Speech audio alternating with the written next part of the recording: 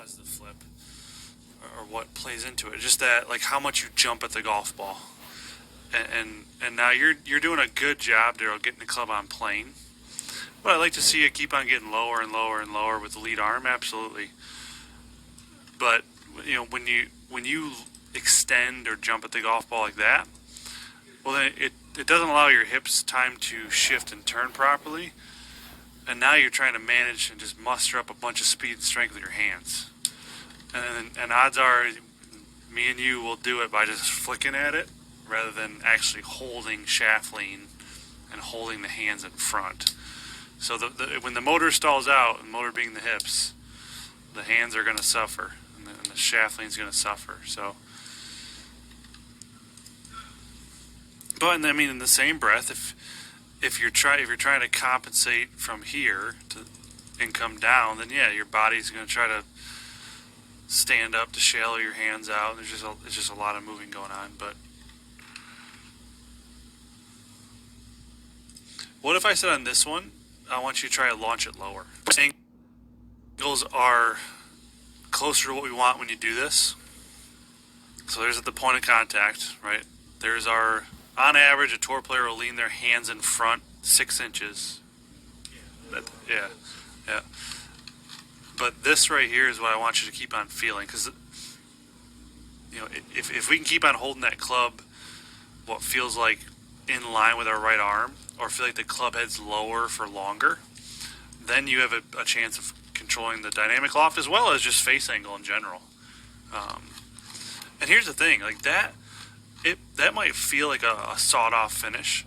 Your body is turning about the same amount there as it was 3 swings ago.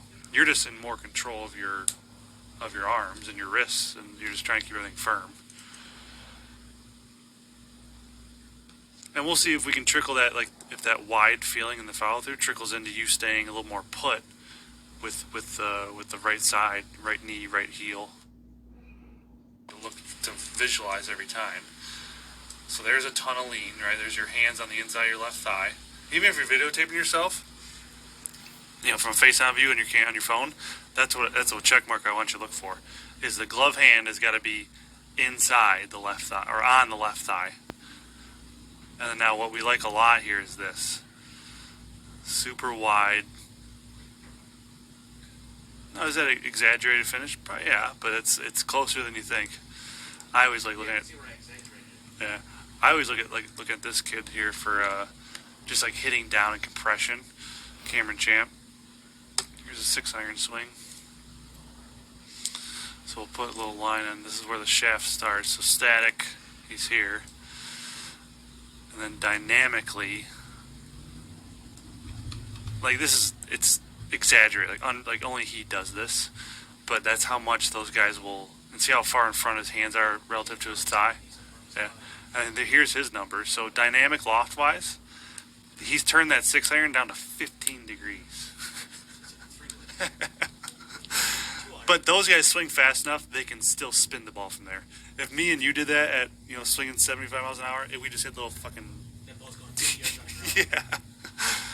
But that's the visual of try to keep on feeling that firm left wrist, hands way in front, and then just super wide in the follow through on the video. But this is what you got to visualize and see every time. You're still releasing your foot. We're just not letting the heel go and swivel or pivot.